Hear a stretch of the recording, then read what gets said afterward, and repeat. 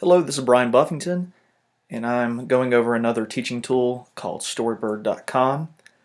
Feel free to email me if you have questions about this tool, and if you have any suggestions or you have some success using it. And I'm just going to show you some how to use the tool, how to use StoryBird.com, give you some tips, give you an example activity, and hopefully that'd be helpful. So StoryBird.com is a site where students and teachers can go to create stories. And it's based on artwork that students do not create. It actually already includes the artwork. You cannot upload artwork, you cannot draw. It's all about literacy. Teachers can create accounts, create classes, upload students. There's no email address required for students, so this is perfect for K-5, works for K-12 as well. You can set up assignments, due dates. Students can collaborate with one another. Teachers can leave comments on artwork. Also, as a side note, you can even purchase these books. You know, if a child made a really nice story and a mom wanted to purchase it for grandma for Christmas, they could.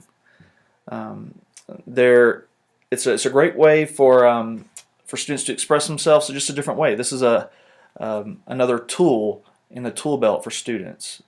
You know, when a student could make a song or a student could draw, you know, a student could tell a story using StoryBird.com. So let's check it out. I want to show what it looks like. And here we are at the home page of StoryBird.com, and it says exactly what it does. You create, read, share visual stories.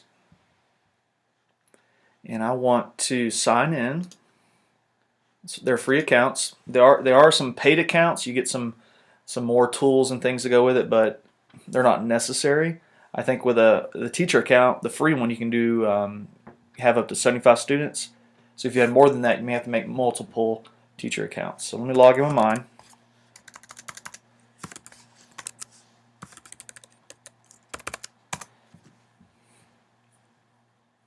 First thing it takes me to is my classes.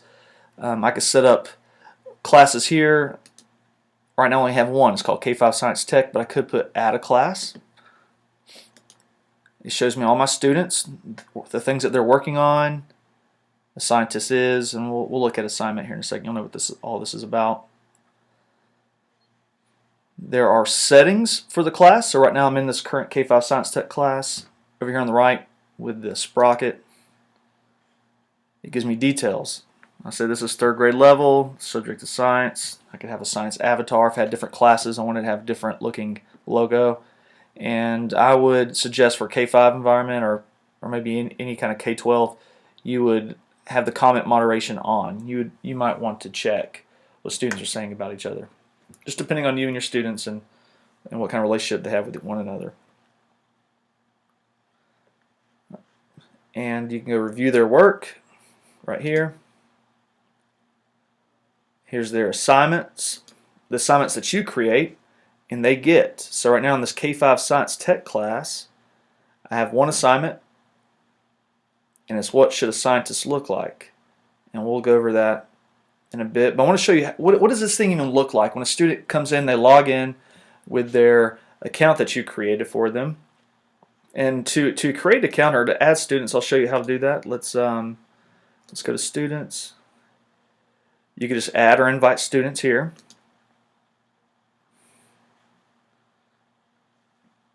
And give them a username. You might want to do something really basic that would just be quick. You can copy and paste, add a number to a name. First name, last name, optional. So if you wanted to keep this anonymous, you could. You could even move students within classes. All right, so those options are there. All right, so now that I showed you how to make classes, I want to show you what it looks like to even make a story. So let's go to create. And what they do is they give us beautiful artwork, and they're by artist. And if you click on the list of these robots here, there'll be multiple slides or photos that are usually by the same artist or that go with the theme or that go with the tag of friends, robots, or space. And so I could say I want to use this art, or I could go back to this artist here and say I love this person's art, I want to see more of it. But I can say use this art for a story. And this is as simple as it can be. We start with the first page, write a story. I can say robots are friends forever.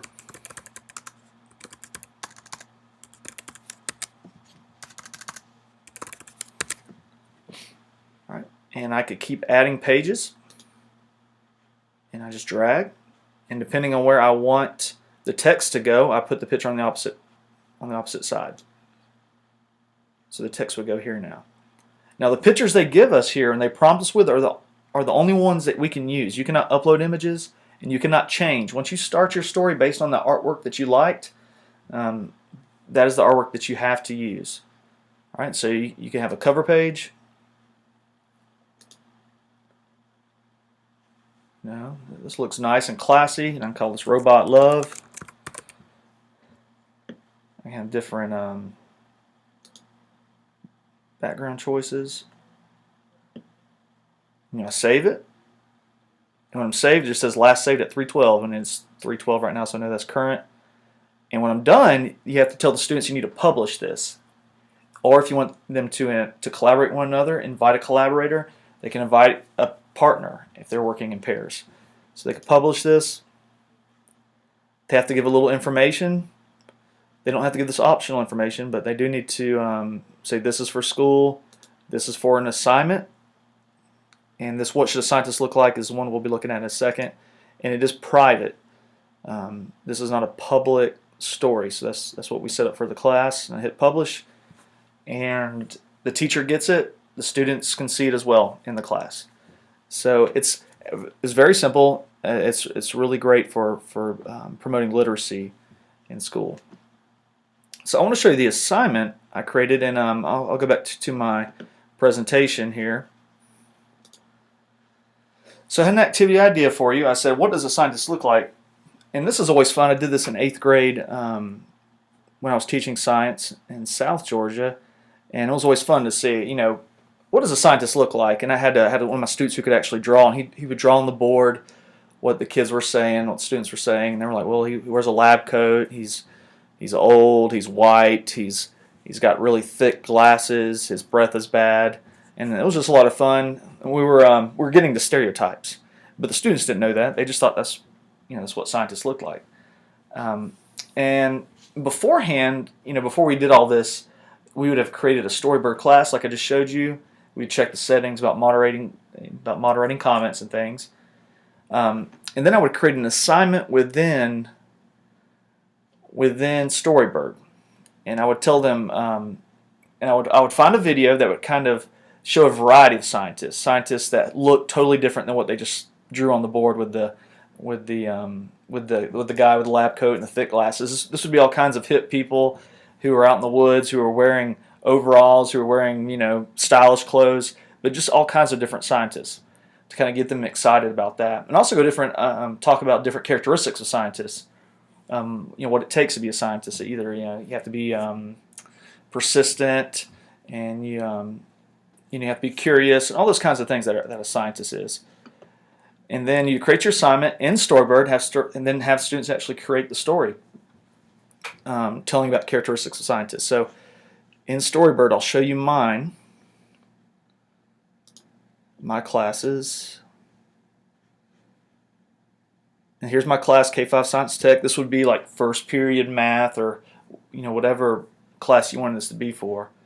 So I'd go to assignments, and here it is. I can make a new one, but I'll show you the one I already created. It's what should a scientist look like.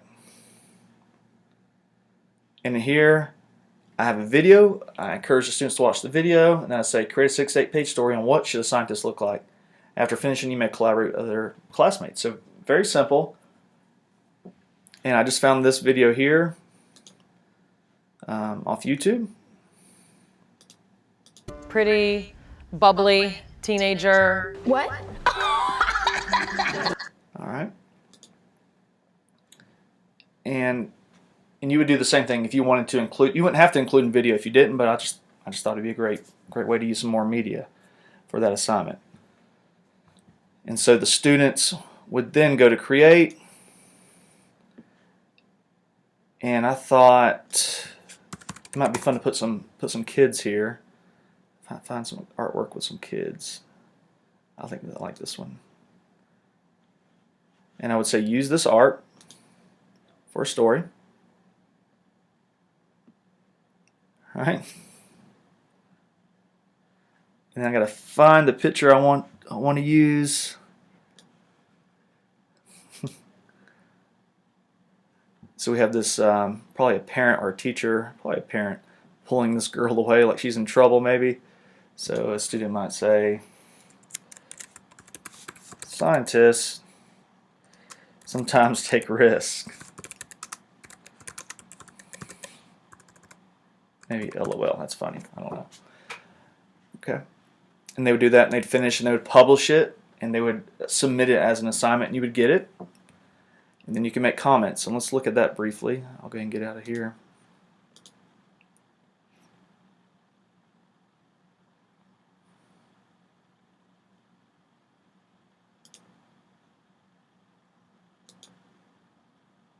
All right. So here's some students who were actually in my K-5 Science Tech class. And this is what you would see as a teacher. You would see your students' work. You could go in. You could see how many pages they're doing. Even if they haven't published it, as a teacher, you still see it. And if they haven't, noted what they want this assignment to be for, you would just change it for them or just remind them. You can make some notes. They would get this. And here you can actually see the text. If you're not really interested in seeing their artwork, you actually see their text below the art. If you really need to grade this quickly and see if they understood the literary component. And then you can give private feedback, public praise, some private critiquing. And we have over here underneath status, let's see if I can close this somehow. I think I just click on her name. Yeah. And they have the status. All the ones that are yellow, that means they're in progress. If it's green, it's been published. And then if we're finished, we get the trash can. If they publish it, we can, like I said, a parent could actually purchase a book. You could star it if it's a favorite of yours. And let's go over some tips. Again, understand that artwork cannot be uploaded. This isn't about creating art as meaning creating drawings, and they cannot change it once they've started. They cannot change the drawing. They can modify their words, but they cannot go back to a different set of artwork. I would give students a deadline to find the art, because some students would spend 2 days just trying to find the right art for their, assignment. Definitely moderate comments, and then remind students to publish when finished. And so that way they can collaborate with one another. You get that nice pretty green dot instead of the yellow. And this is another teaching tech tool, and it's called StoryBird.com. Hope it helps and just brings some more technology to your classroom.